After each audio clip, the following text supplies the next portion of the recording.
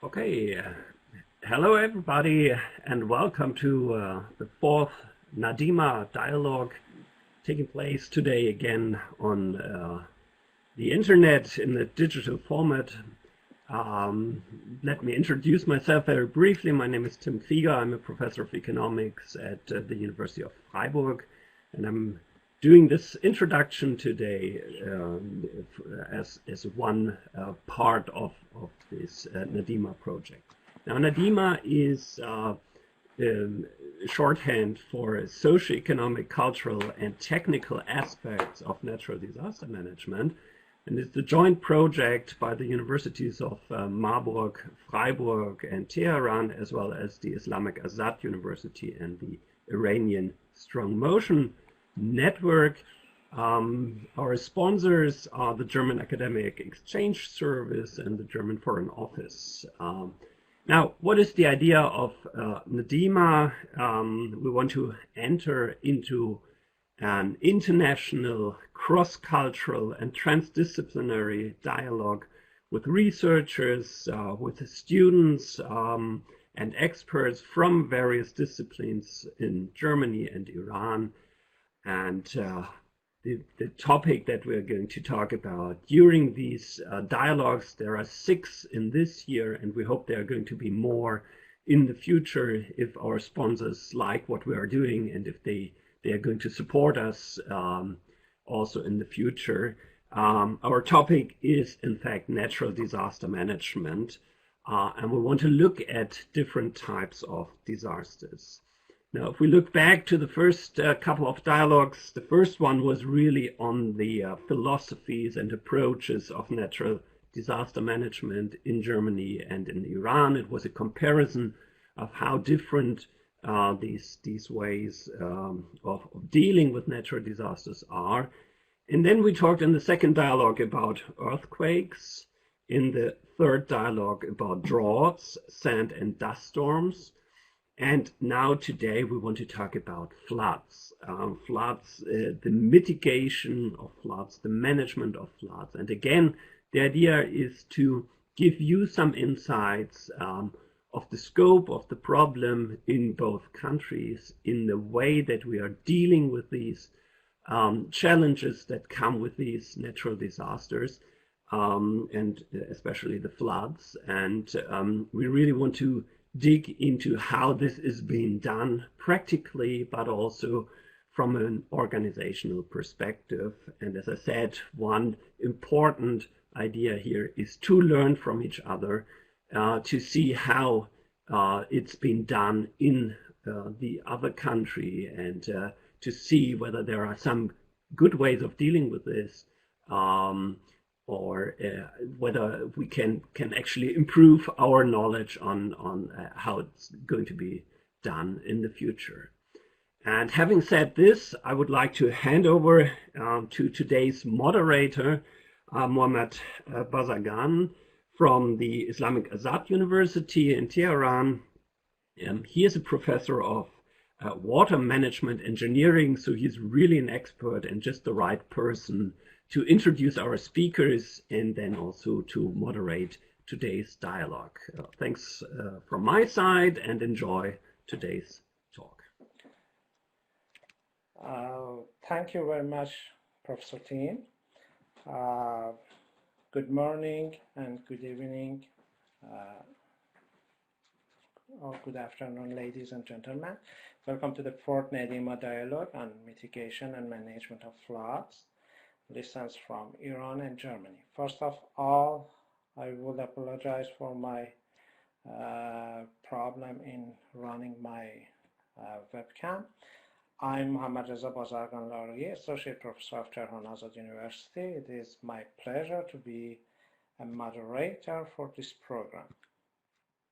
The program for today, as Professor Tim mentioned, is as follows. I'm going to introduce the agenda and speakers for about 6 minutes. The first presenter is Dr. Berghaus from Center for European Economic Research in Mannheim, and then Dr. Dehkordi from Islamic Azad University, Iran. We will then show a documentary film for about 30 minutes that will be introduced by Dr. Dehnavi from T.H. Cornell University of Applied Sciences. It is worth mentioning that all participants can ask their questions in the general chat room during presentation, and we scheduled about 30 minutes of question and answer after the documentary film. Since this is an interdisciplinary topic that can be explored from a variety of perspectives, we are experiencing a unique collection of participants in terms of the variety of their backgrounds. So I have decided to provide you a brief introduction in a form of answering a few simple fundamental questions to show the necessity of scheduling scientific sessions on mitigation and management of floods. Let's start with the definition of floods. Floods are the most frequent type of natural disasters that is usually happening due to unexpected extreme weathering conditions and are seen all over the world. Loss of life, damages to personal properties and infrastructures are the considerable result of floods. The first question is this: do we have any lack of knowledge in controlling flood events? Definitely no. We already have access to the required technical knowledge for designing and building all kinds of hydraulic structures needed for controlling flood events. Moreover, it's worth mentioning that we are highly dependent on floods, especially in drought regions. We are smartly collecting the extra water provided by floods using the dams. So in addition to dumping the flood impacts, the stored excess water in dams reservoirs will be utilized to supply water and energy demand of domestic, agricultural, and industrial sectors. Let's go to the next fundamental question. Is a flood really an event? Considering the smart weathering forecasting tools where all of us have in our smartphone in the form of free apps, obviously we would be able to accurately forecast the weather conditions for short term.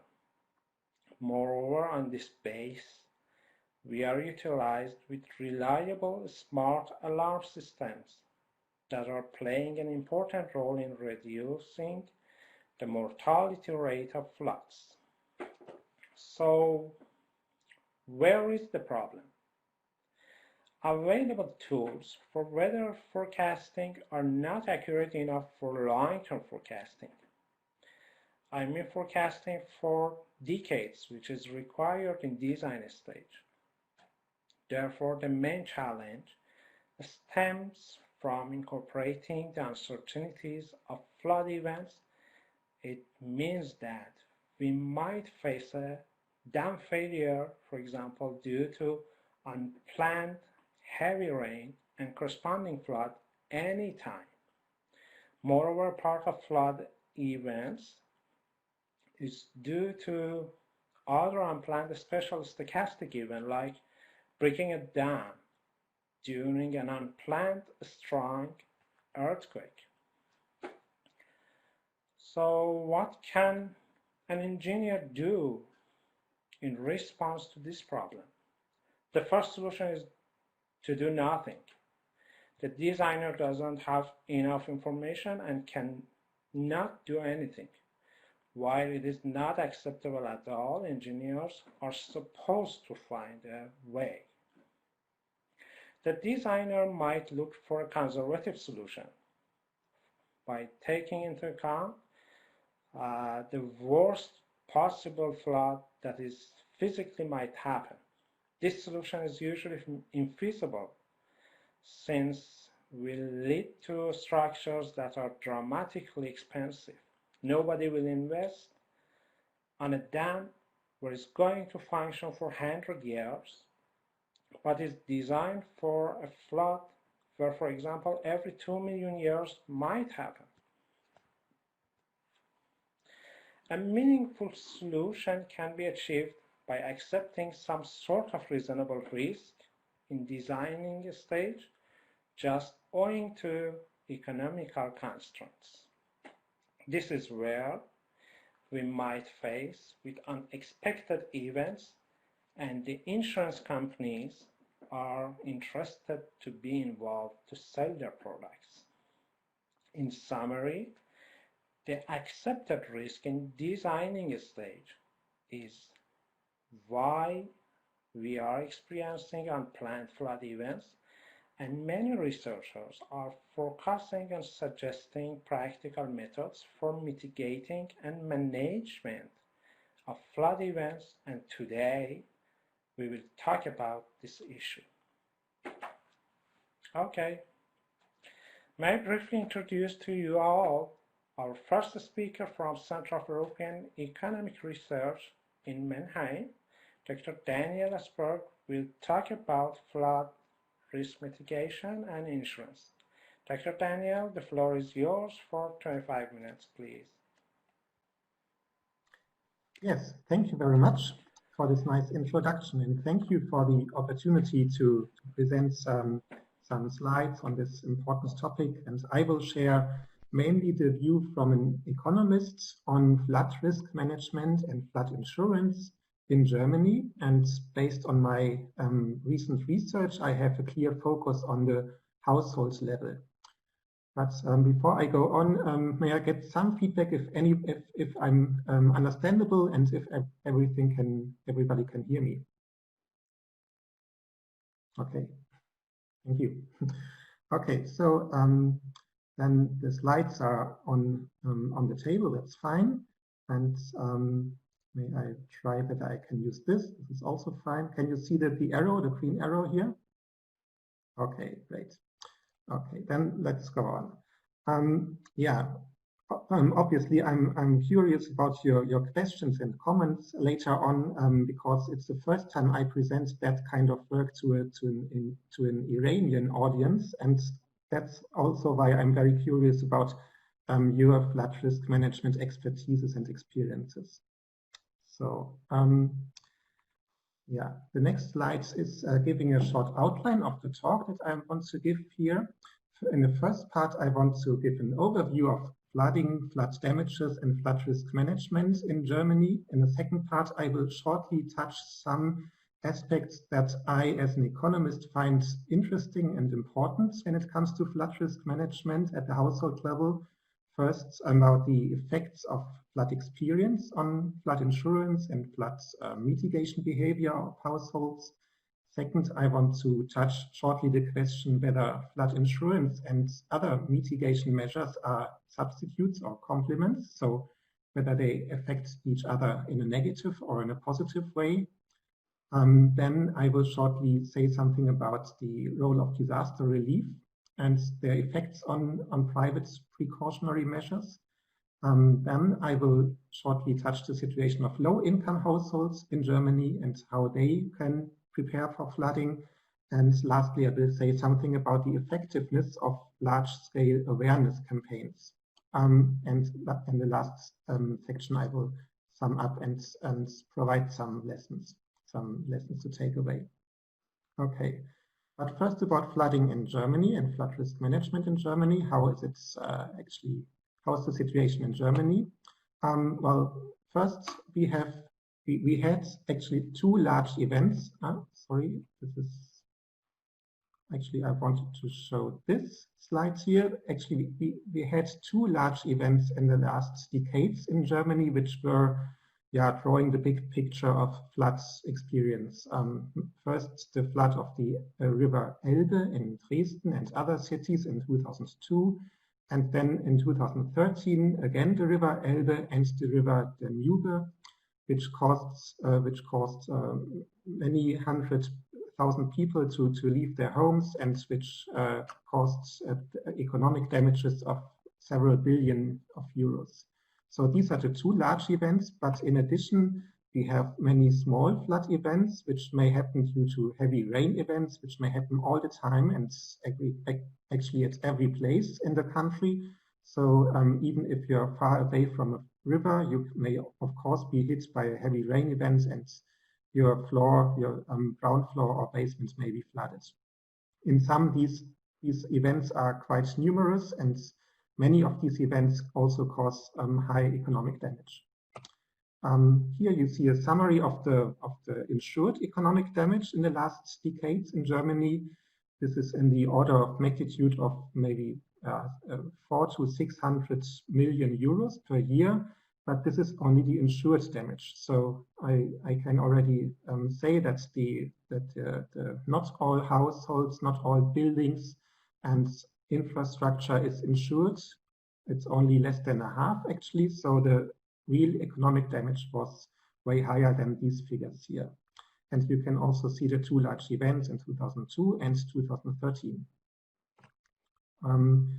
Now this is of course a setting and a seminar which brings together German researchers and Iranian researchers and audiences. So I wanted to do a short kind of comparison between Iran and Germany in terms of floods experience.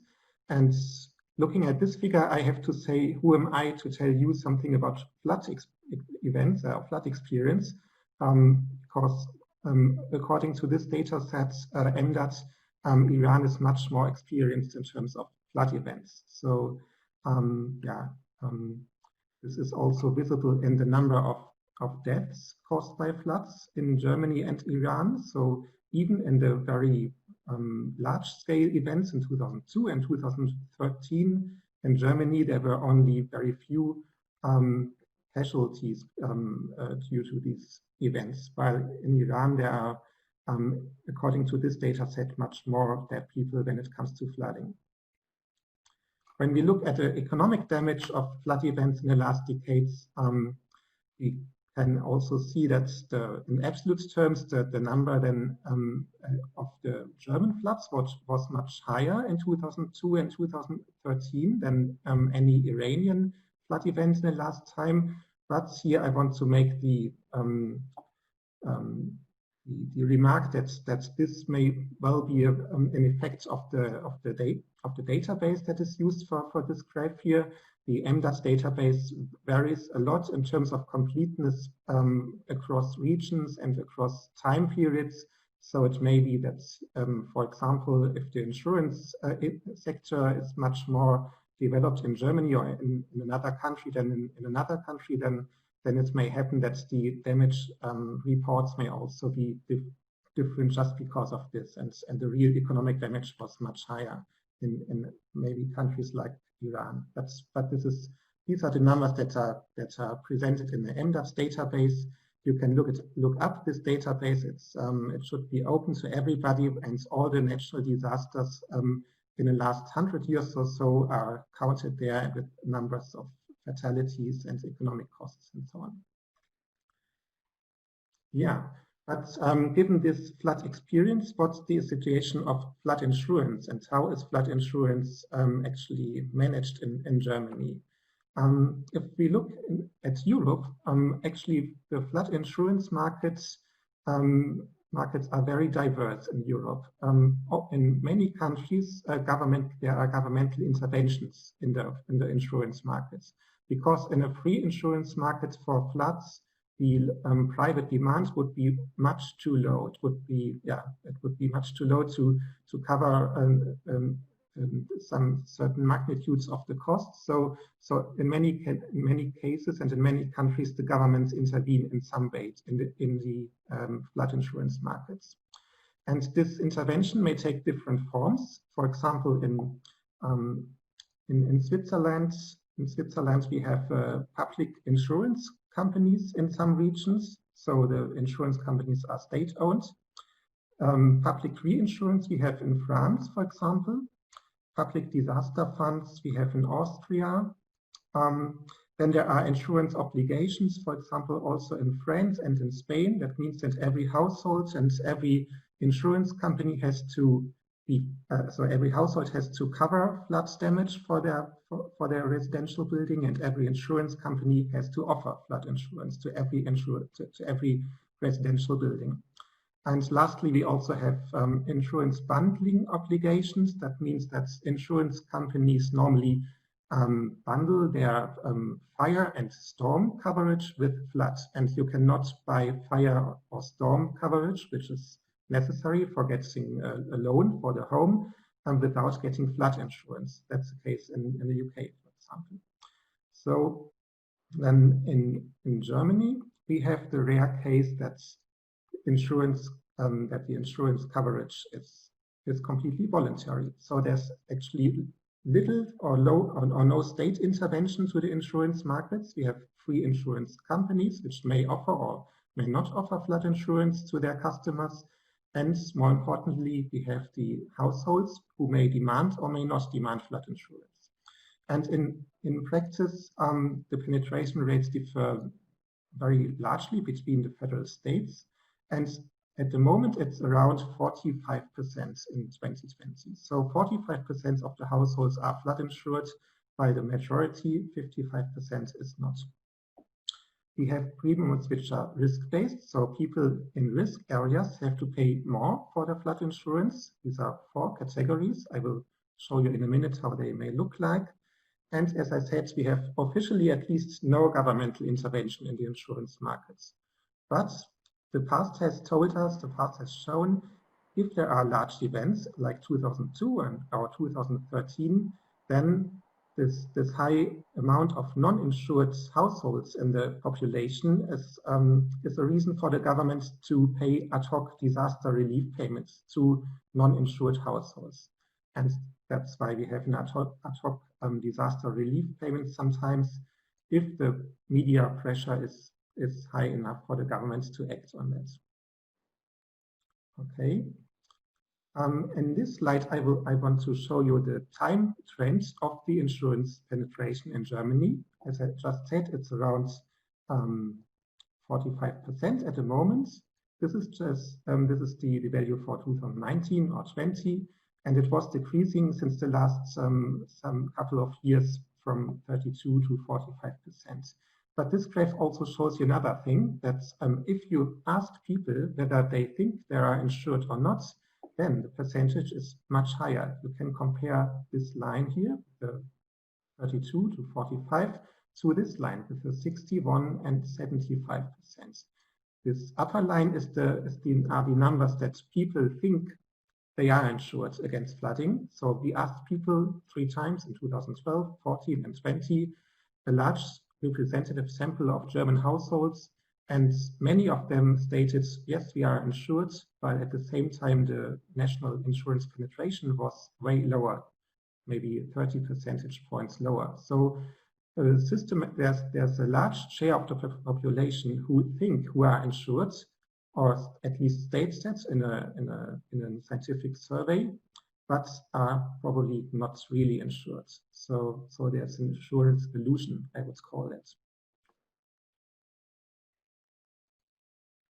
So that's maybe one of the 2 main challenges of a free insurance market, like we have it in Germany. First, a low insurance penetration based on voluntary demand, and second, an insurance illusion, that people think they are insured, but they are actually not. Okay, here you see the percentages of the risk categories of addresses or households in Germany.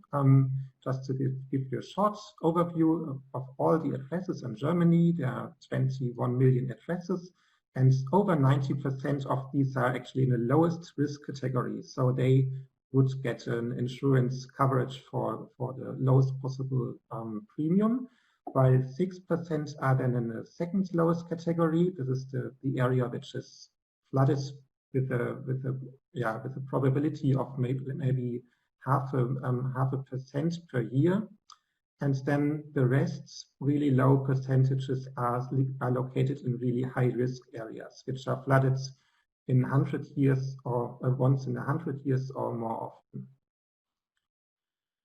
So this is the share of all the addresses in Germany. And now I will show you the situation in the city where I work and how this may look like in practice. So we have these flood risk maps here, for example. And this is the area where my institute is located, somewhere here in the middle of the town in Mannheim. And here we have two large rivers, the Neckar and the River Rhine. So, and then we have the different flood risk areas. For example, this one, it's the area which is flooded at least once in 10 years statistically. So this is quite often flooded once in 10 years, and these are mainly no residential areas, but marshlands or wetlands. So this is actually not so important for residential areas.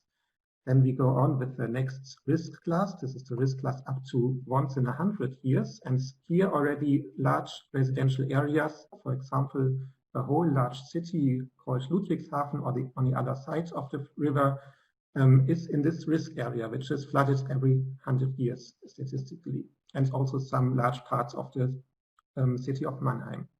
And then the next risk class would be the extreme floods, once in 200 years, for example, and then more areas are flooded. And you pay your insurance premium based on in which risk zone you're living. Okay. But besides insurance, households can also do other strategies to reduce their flood risk or to cope with flood risk. For example, they can install or implement flood mitigation measures at the household level. So what are these measures? For example, relocation of valuable furnishings in a higher floor. So, or you can install protective caps for basement windows and doors. So just shutters at your doors and basement windows. Backflow flaps, so that the sewage water from the sewage system cannot flow back to the cellar or to the basement, and other structural measures, of course. And we also asked that in our national survey, the German households, how many of them did actually implement these certain measures. And here you see some percentage numbers of specific measures, but important is maybe this number here. Around 1/2 of the respondents stated they have at least adopted one of these measures. So this is, I think, one of the first insights in the nationwide sample of what people are doing in response to floods, apart from insurance, but really in their households. And this is a quite high number. I didn't expect that, but almost half of the respondents states that they have done something against flooding at their households, even in areas which are far away from rivers. As I said, they may be affected by flash floods from heavy rains. There's also a positive time trend of this variable, of this behavior, while in the survey of 2012 it was less than 30%. Now it's more than 40%. This number is a little bit different than the number than I showed you before, because here we only included measures and people who responded in all the surveys. Yeah, the next slide is just a short advertisement for the publication that I have done. I have published about this topic of determinants of flood mitigation measures in Germany. You can look that up if you want. Okay, now I want to go on with some short topics. Then I would go on with the second part of the presentation, where I shortly touch some important topics, just very shortly to give you an overview of what are maybe interesting and important economic research topics when it comes to flood risk management in Germany or maybe also Iran. First, I want to show some evidence that there are flood experience effects. So if you are experiencing a flood at your own home or around your home or in your neighborhoods, then it can be shown empirically that that you also engage more in your own protection behavior, that you implement flood mitigation measures more than than when you were not affected or your neighbors were not affected. So there's a causal effect of flood experience on the individual flood mitigation and probably also insurance behavior. This was also shown in a paper. So maybe the first lesson or summary takeaway message would be that flood insurance market always comes with challenges. For example, underinsurance of households and insurance illusions. Then large flood events provides indeed a window of opportunity for risk management. So people behave differently when they were affected by a large flood event. Then there is some empirical flood risk management literature which shows that insurance and other forms of private flood mitigation are probably not substitutes, so they do not affect each other negatively, but in a positive way. So there are people who do both insurance and engage in flood mitigation measures, and there's mostly not a negative effect of insurance on flood mitigation measures or the other way around. Then the next point would be that governmental disaster relief can indeed impede private insurance and mitigation. And we showed that by empirical data for the German case also. And we also showed for Germany that low-income households are indeed constrained in their risk management. So there are indeed much lower insurance and mitigation shares of households in the lower income segments. Lastly, I would also highlight that we also evaluated a large-scale awareness campaign based on flyers and leaflets and newspaper advertisements, and we showed that these campaigns funded by insurance companies and ministries in Germany did not have a causal effects on the household flood risk behavior and insurance behavior. So large-scale awareness campaigns in a flood risk management are really questionable in my view, whether they are effective or not. So these are the main messages. Thank you. Thank you very much for your impressive presentation, Dr. Daniel. I'm sorry for interrupting you.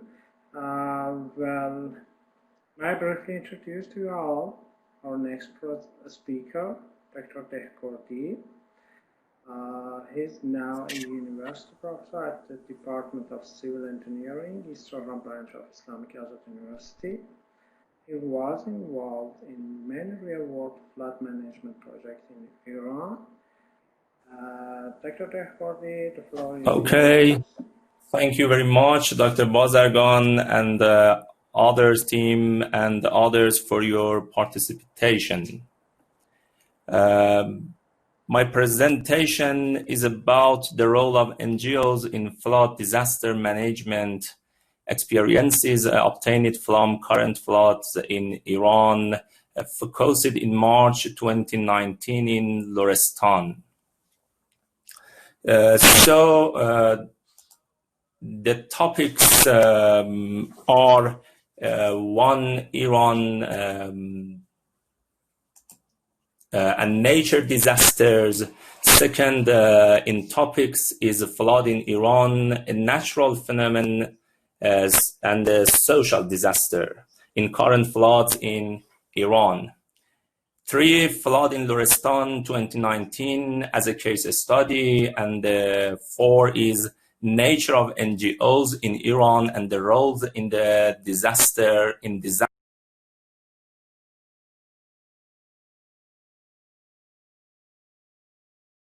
management. And the last one is Islamic Azad University activity in Lorestan flood 2019. Okay. First, Iran and natural disaster. Iran is situated in the southwest Asia, and 60% of Iran is covered with mountains, and the remaining part is desert and arid lands. Due to its location, Iran is a disastrous-prone country and should be considered a country that has experienced a storm such as 120-day winds in Sistan, earthquakes such as Bam earthquakes, drought such as Khuzestan, floods such as Lorestan. Iran is the 10th country in the world and 4th in Asia in natural disaster. And among the 40 different types of natural disasters observable in different parts of the world, 31 types have been identified in Iran. Therefore, I should be considered as a country in which natural events and the function of its nature should be well observed together. And from the past until now, people in more parts of Iran can be identified as those who have encountered natural disasters. For example, earthquakes have killed more than 1,800 people during the last 90 years. Also, floods have inflicted losses cost nearly $690 million on Iran's economy in the fiscal 2019-20. So absolutely, flood in Iran is a natural phenomenon and the social disasters. Absolutely, the geophysical conditions in Iran have caused, despite the dry and semi-desert climate, too many disasters. Flooding is one of the most dangerous natural hazards. Two factors act to concentrate this rainfall in a way that can lead to disastrous flooding. Firstly, climatical factors such as the Zagros and Alborz mountains that keep the center of the country dry and the like. Secondly, a combination of land use, soil type, and humanitarian actions in the destruction of forests means that a large amount of rainfalls fail to penetrate to the ground and runs off rapidly, leading to a flash flooding.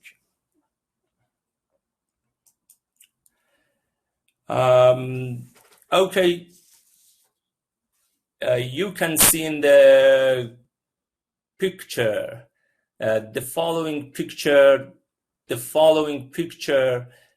illustrates main hazard risks to Iran, measured by number of people affected for the period 1985 to 2018.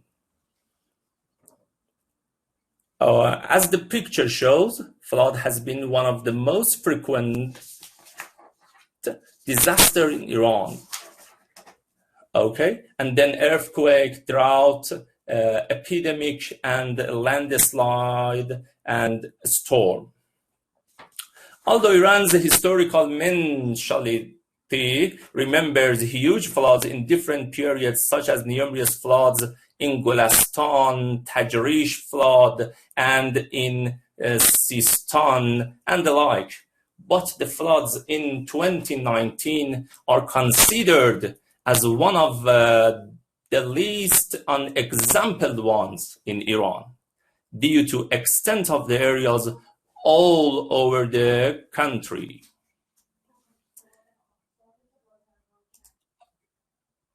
The extent of unpredicted rainfall in March 2019 was such that about 2/3 of the country land area, 25 provinces, was affected together or in a short period of time.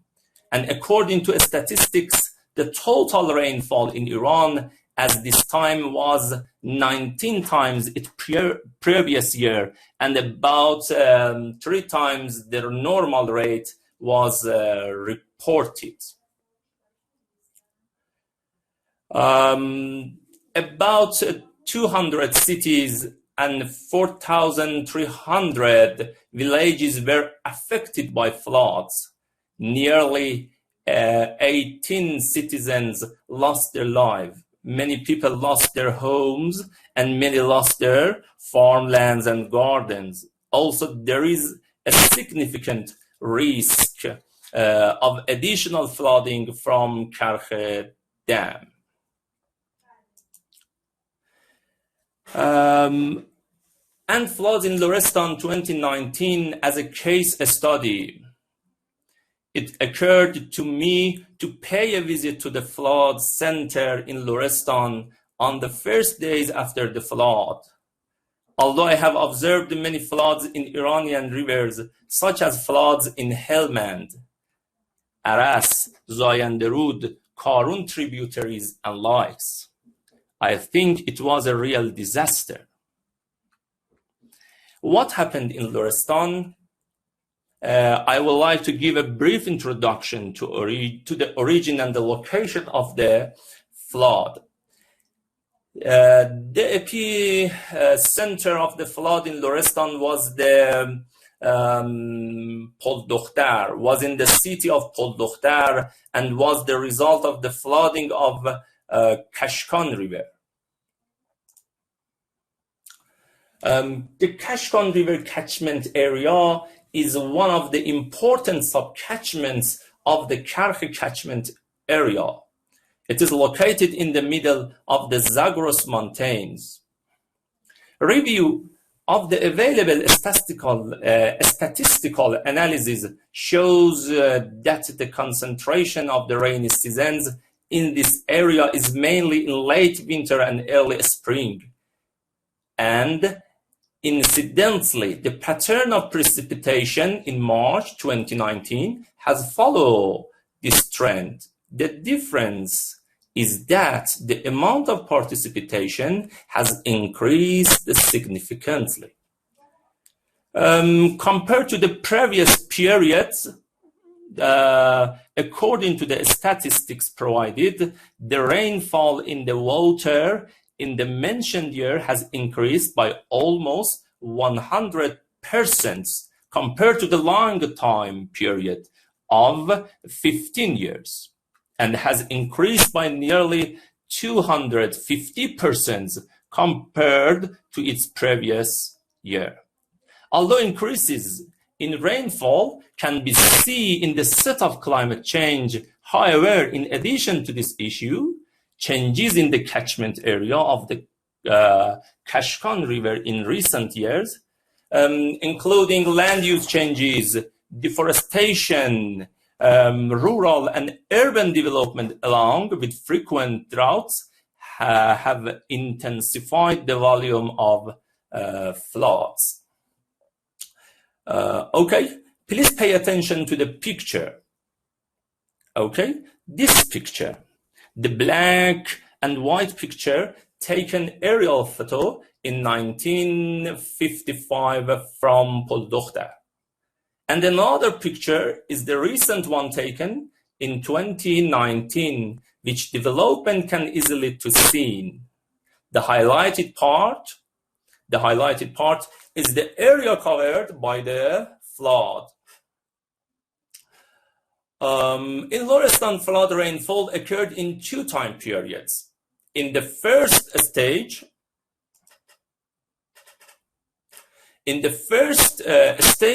on March 24th, okay, that Debbie recorded at Poldokhtar station located on the Kashkan River stood at 3,035 cubic meters per second, and in seconds, and effective floods from March 31st to April 1st was estimated at about 7,000 cubic meters per second.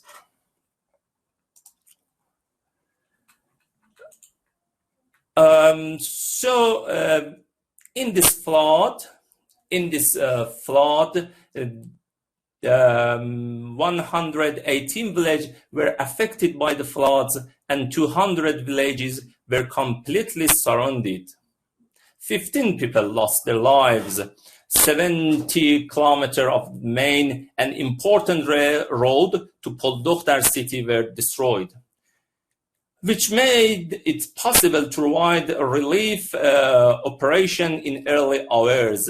The telecommunication network was damaged, and the first communication with the center of the province was done by the wireless from the police station.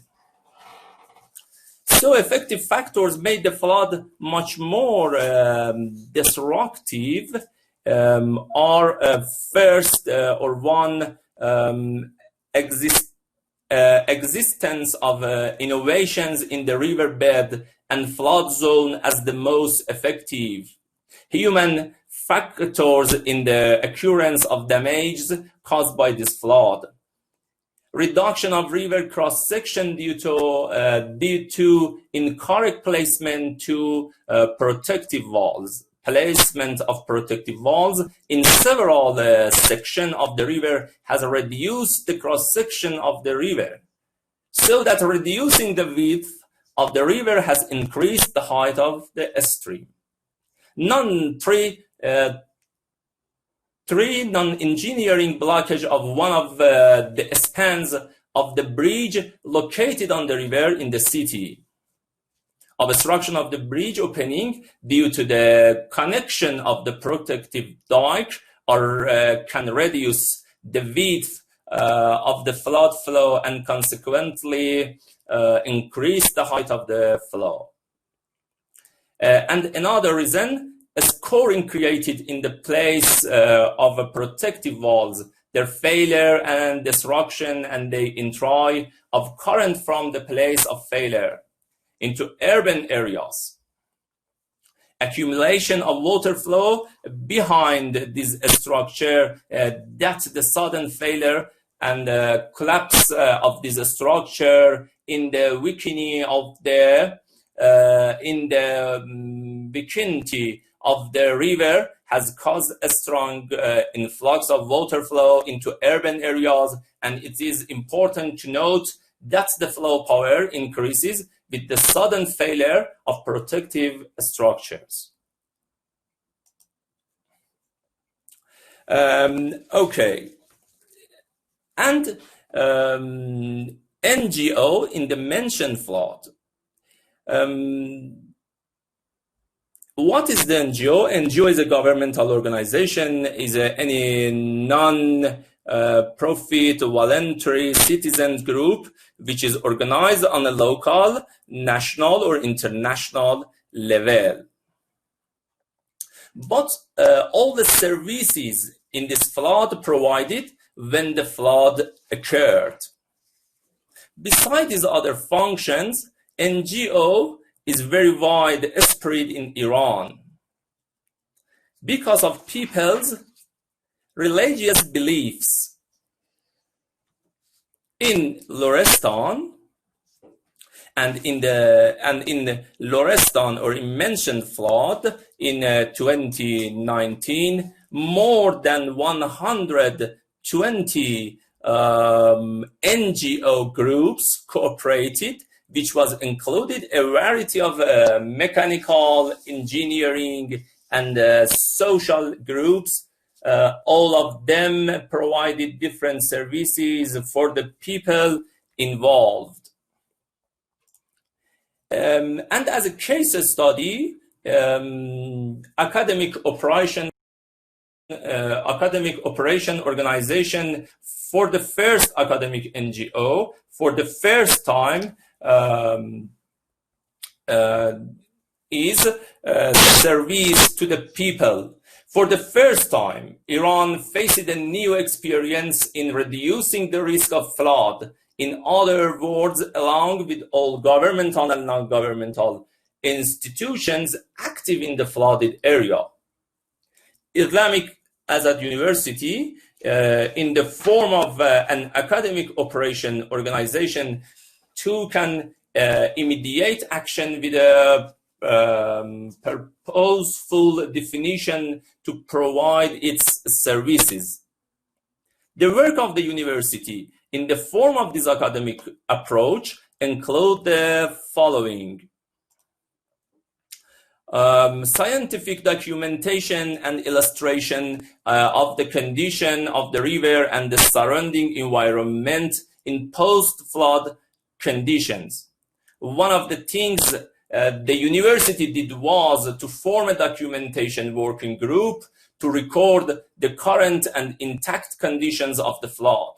Apart from general documentation, the activities of this group served the requests of expert working groups of disaster management, river engineering, structural and road engineering, psychologists, and others. In other words, the task of this working group was to form a database of available conditions.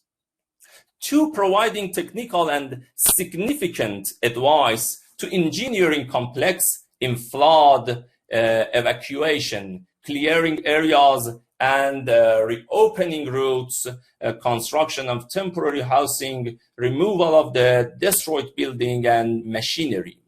Three, providing scientific analysis of the incident and creating decision-making for managers. And last, defining scientific studies and research projects in order to answer the question. Okay, numerous questions have been raised about the recent floods.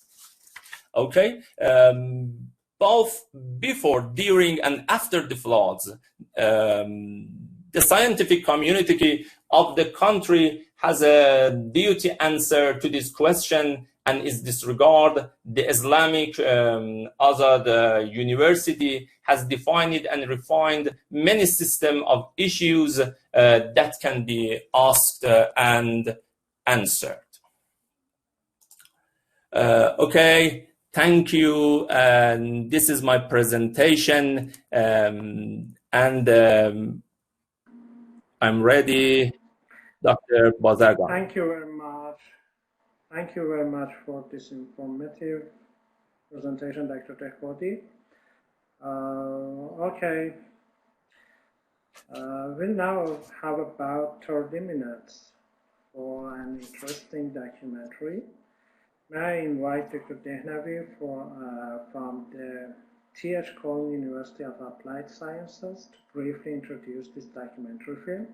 Dr. Dehnavi is an active researcher and lecturer in the sustainable development of food and water systems. Dr. Dehnavi, please go ahead.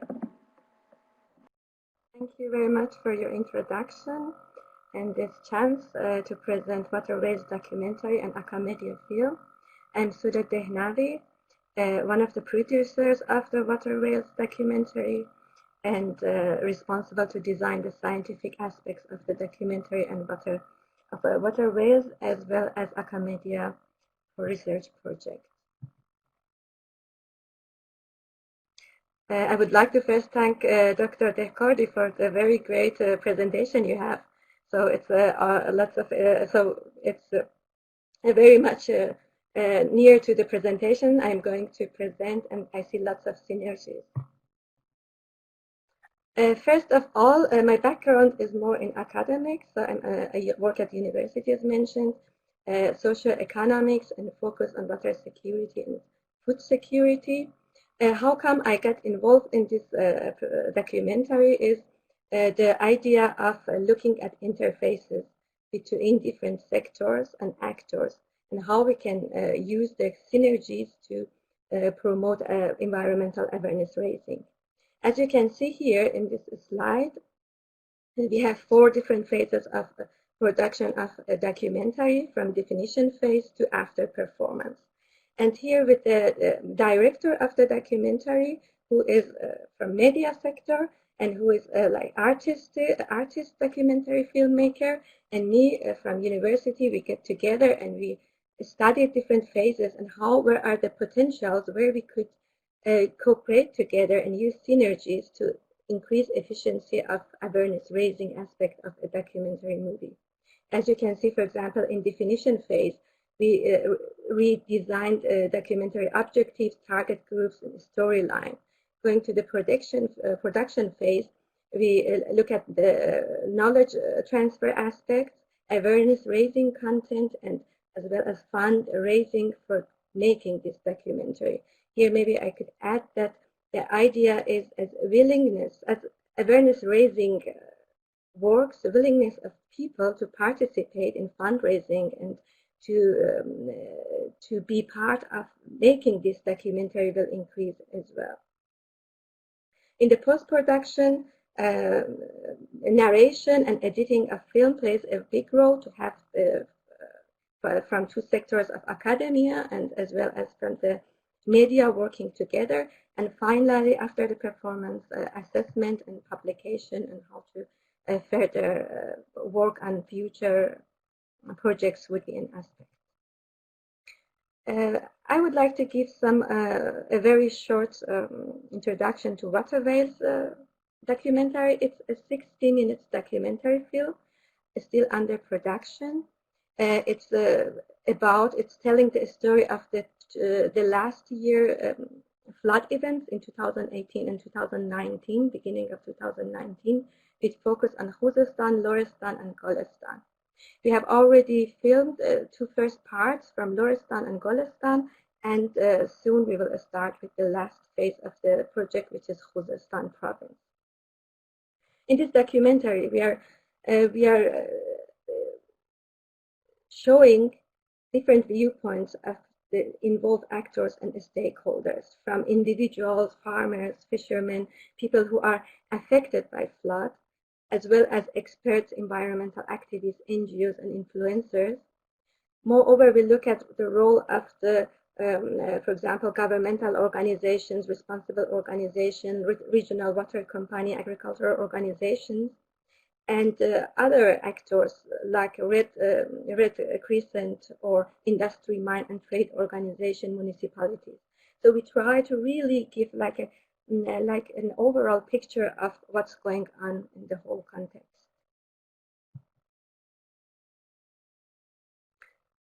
The focus of Water Whales is looking at the glasses of these different stakeholders and at the same time targeting four main objectives.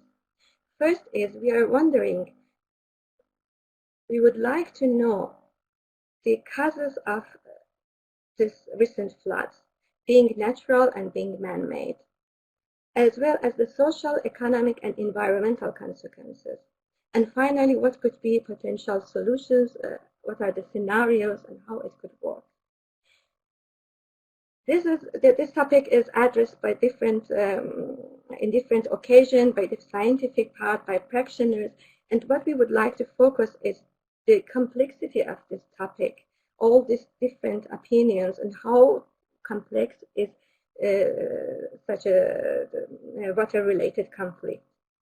And moreover, we would like to look at understanding of affected people and all people involved regarding the flood. So we question two very diverse ways of looking at flood. One is it a natural phenomenon or a hazard? And the other one is if it's a natural disaster.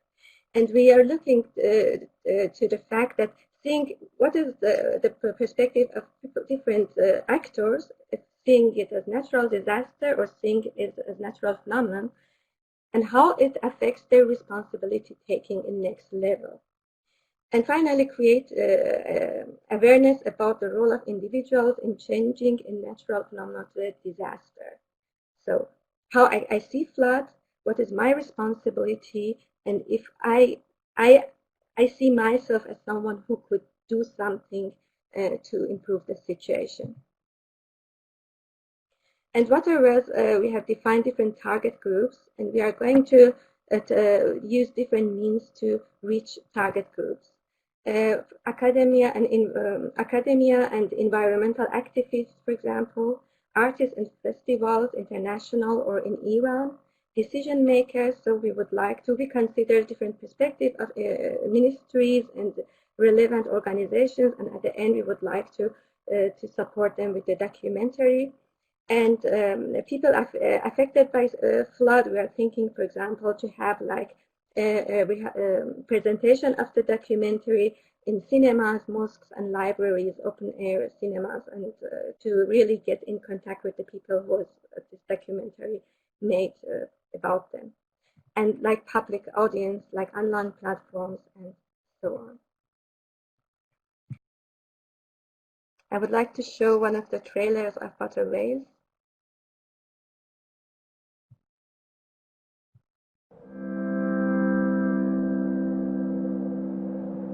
پتو نیاز داریم، غذا نیاز داریم، هم مواد غذایی، بهداشتی، هر چی که بگی مردم اینجا نیاز دارن. هیچی الان مردم آب ندارن که همون کنن. از کجا همون کنن؟ آب نیست. ما مسئولی تو این شهر نداریم. میان عکس میگیرن میرن، فقط میان عکس میگیرن میرن. نگاه کنه تو 4-5 روز سیل اومده، کدوم مسئول اومده داخل مردم؟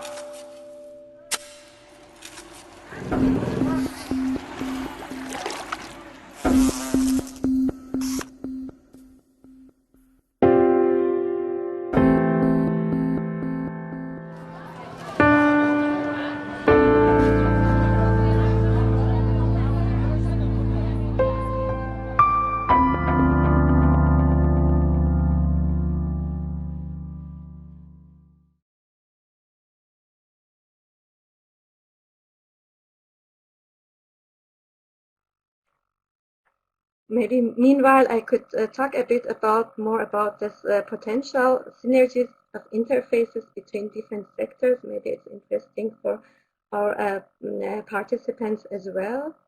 So it's becoming more and more relevant to have opinion of all stakeholders involved, being it practitioners, decision makers, and in designing scientific research and research works. And one of the very important stakeholders is media, especially when we talk about awareness raising, and that's why it makes it very interesting looking at this interface and how this cooperation could work. Yeah, the Water Whales documentary has 2 rounds of filming. One was at the time of flood events, so where it was filmed, and after that now we are going to these regions after 1 year and a half, about 18 months, and we are looking at what's the current situation. So it's to somehow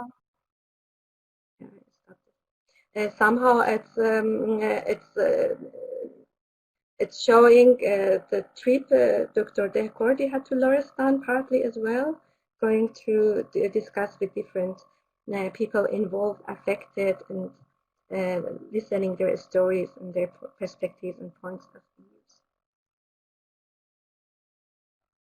I just heard that you could watch the first trailer, which is made during the flood time, and 2 other trailers are about 1 year after that. I would wait for the technical support to see if we can show them, or maybe later on it would be uploaded on the website, and then you could check it there.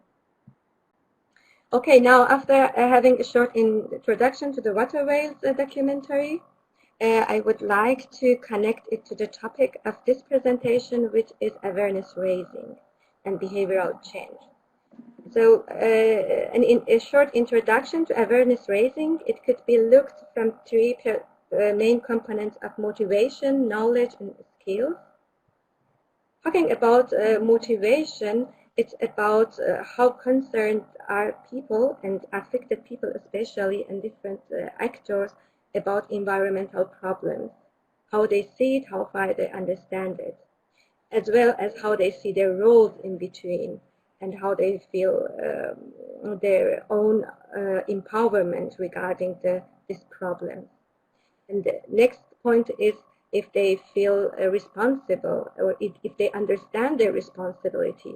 And at the latest point is willingness to act.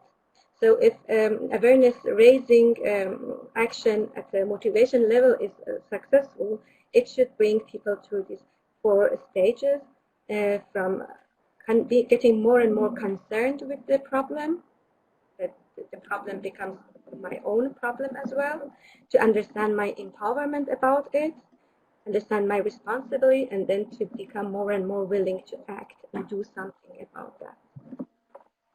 Looking at water wells and the motivation step, in documentary we look at socio-economic situation of the flood-stricken population at the time of flood and 18 months after. We show what is their situation, what is going on. We look at different perspectives of the flood-stricken population about the flood, what has happened, how they understand it. And it's very interesting. For example, some affected people think it as like a disaster from God because of doing too much, the wrong stuff, or being unrespectful from religious or belief perspectives, that makes it become a disaster. Understanding that would help a lot to design our scenarios, being a flood adaptation scenario, and so on. The other point is historical memory of the region and the flood, or its frequency, intensity, and velocity, prevention and coping and adaptation strategies, which are partly addressed by Dr. Decordi in his presentation, looking at it from more aspects as well.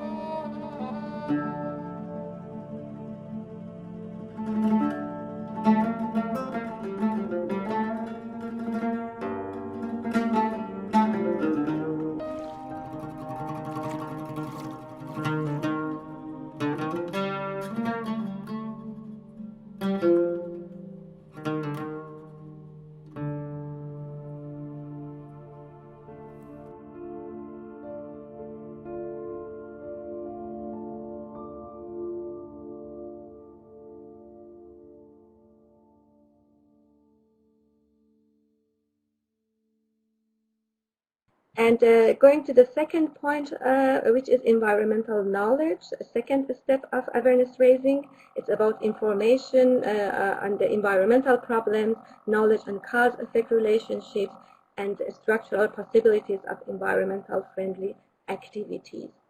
Here, how water whales documentary is approaching this point and how it is designed, shown in this slide.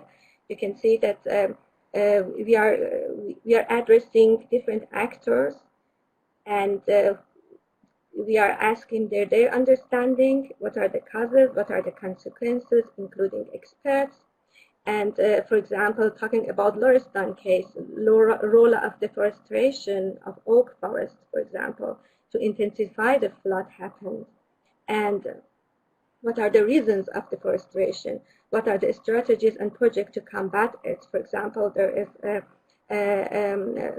is one individual who is called in between father of oak forests, who is rehabilitating this deforested forests and talking with him and understanding his perspective. And other points are like level of trust and collaboration between citizens, villagers, and the responsible organizations before and after the flood event.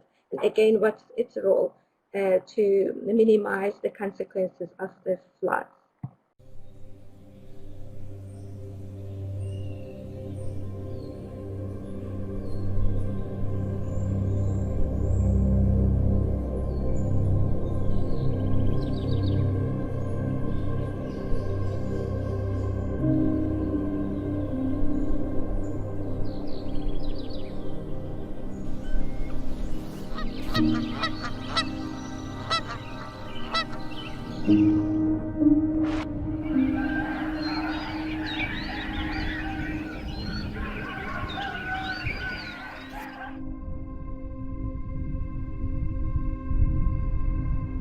من از این میترسم که اگه دولت کاری نکنه مردم اینجا کوچ کنن. و این بزرگترین مصیبت برای این محل. الان خیلی هاشون ناامید شدن از زندگیشون، دیگه این زمینا درست نمیشن، به بیابون داره تبدیل میشه. یعنی کسی دیگه یه وجب زمین نداره. میگه کسایی که واقعا تو ارتفاع بودن یا خیلی بالاتر از این مسائل بودن، اونا ممکنه زمینی براشون مونده باشه.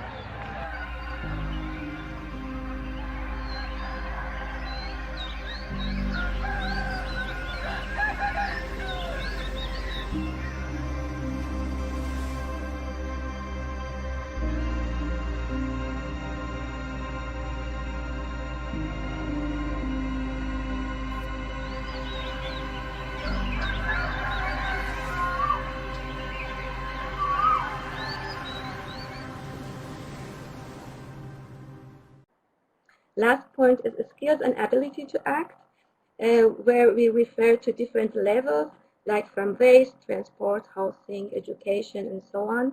Then different spheres of life like home, work, leisure, hobbies, and finally habits versus deliberate action.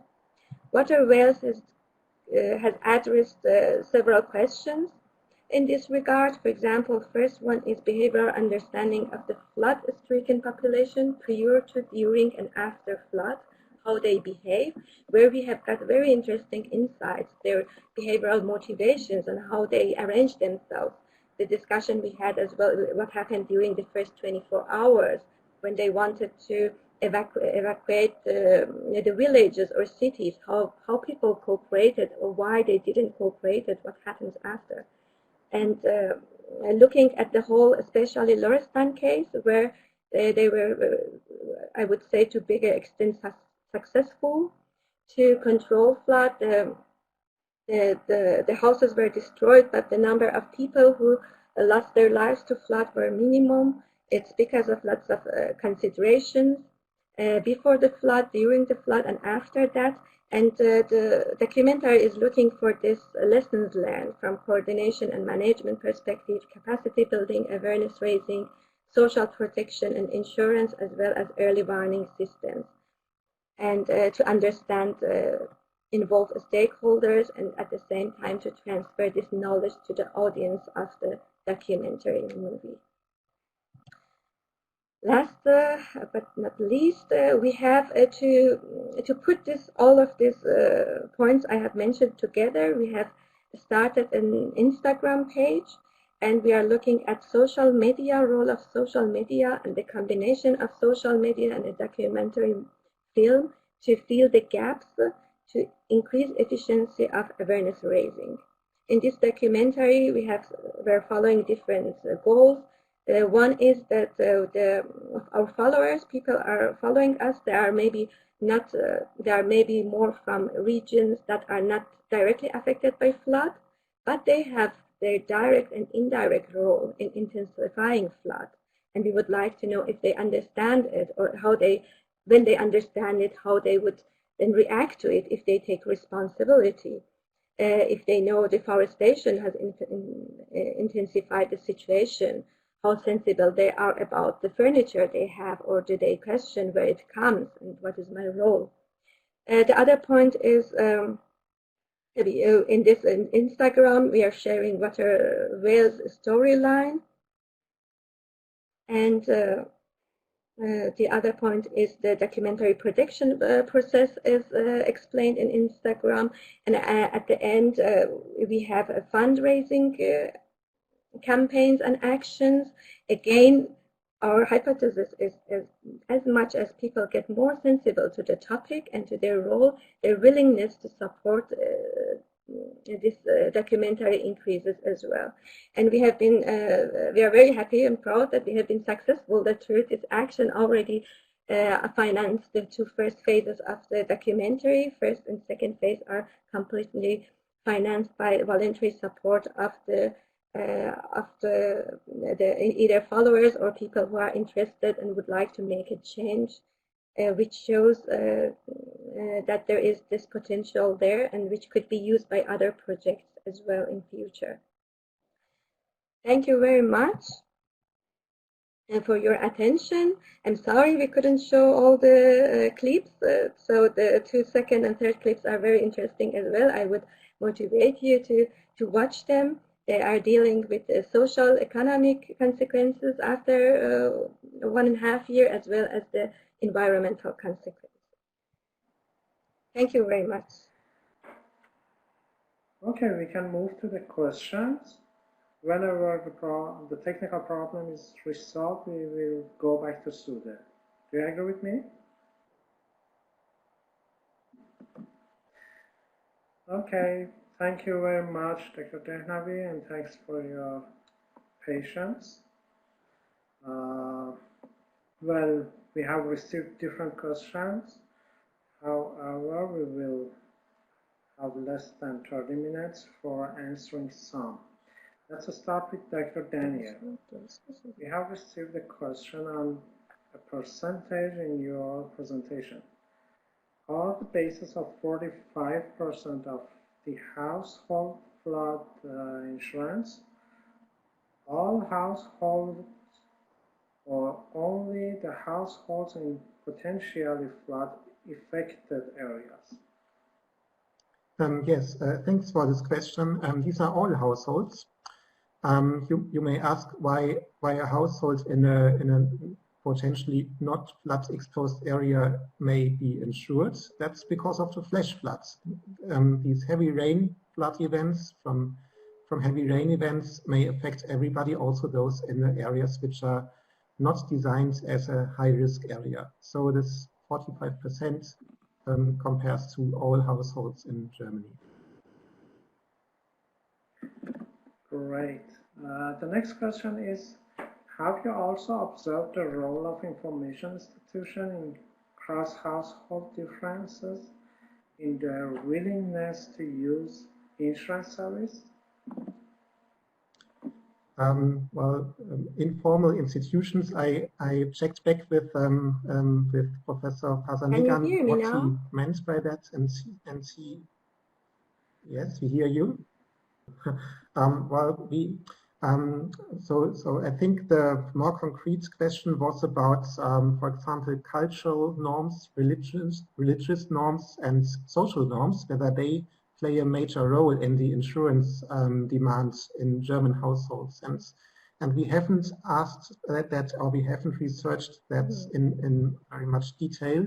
So the question was whether these cultural and religious norms play a role in the German insurance demands. And we really did not check that in more detail, because in a national survey, there are not so many differences in terms of culture and religion between German households. It would be a very interesting question for an international study, of course.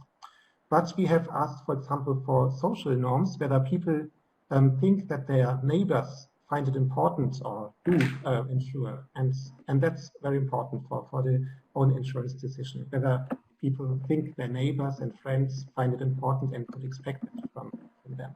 That's an important factor. Yeah. We have a multiple aspect question, which is interesting. Can you please respond to this question, Daniel? This is, somebody asked that what has been the role of NGOs in Germany for the case of flood management? How the management of the flood may differ in federal and central political administrations, how the government budget for dealing with such disasters are collected in Germany's system. I think this is really an interesting question, which provides a kind of link between these two presentations. Can you please provide us a short answer to these questions or no? I will try that. First, regarding NGOs, there are not really large NGO involvement in German flood risk management. Of course, there are some small community groups which where citizens and households organize themselves in smaller groups and local groups to care for flood walls, for example, or small dikes. But but in general, it's more a governmental intervention or a private household intervention, and not an NGO task in Germany, I would say. Then concerning the question whether more central or more federal policies are relevant, in Germany, flood risk management is mainly a federal state responsibility, and the central government, the national government, is only responsible when the disaster is really big and large and hitting many states at the same time. But normally, also in terms of funding, the federal state is responsible and not the central national states. When it comes to funding and to the budget considerations, we do not have a dedicated fund in Germany for disaster relief. For example, Austria has that, and I've read about other countries who have that, a tax-financed fund which is just collected and dedicated for the case when there is a disaster. We do not have that in Germany. So we are just paying if there is any governmental relief. It's not planned or so, it's ad hoc, and then it's paid from the general budget. And it has to be refinanced in later years by tax revenues or debt. Thank you very much. Let's go through the second presentation. We have received a question on what are the preventive actions and what types of policies and regulations have been implemented by the government in Iran to reduce the cost of flood. Dr. Dehkari, can you please respond to this question? Thank you very much, Dr. Bazargan. We used our experience and reporting to the government, reported to the university, and they do something about it. This is the work that we do, Doctor.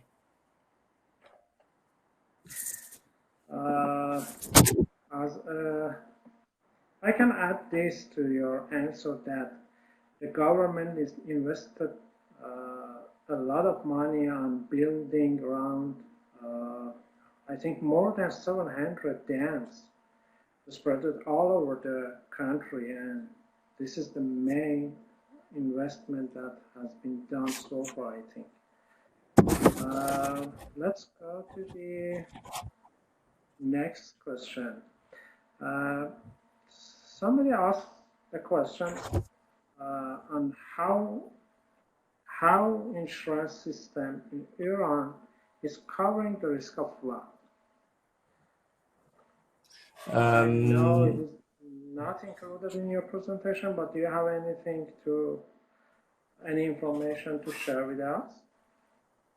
Okay, yes. This is not in my presentation, dear Dr. Bazargan. Yeah, I know.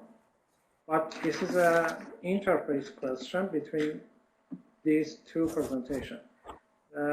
If you have any information on insurances, you can share. Otherwise, we can go to the next question.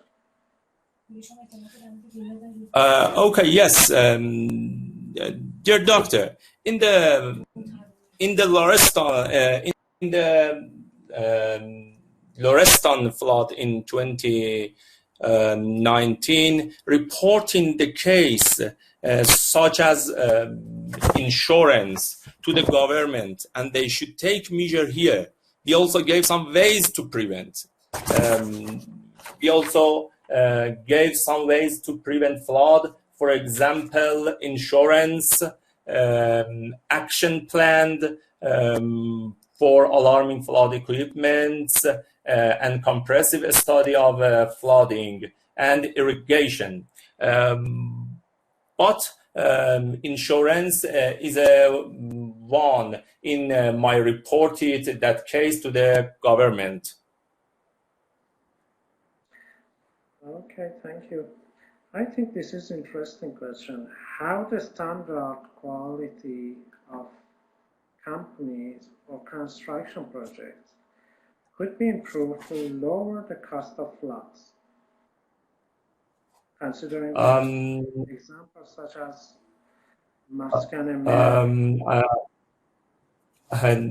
dear doctor, I think the civil engineering should much more attention to make building stronger, I think. Yes, I think we have we can invest more on building some infrastructures or improve our national codes on this matter. For example, to prevent building on flood zones, or some more rigid regulations on this matter will help us to prevent. And as moreover, we can invest more on insurance.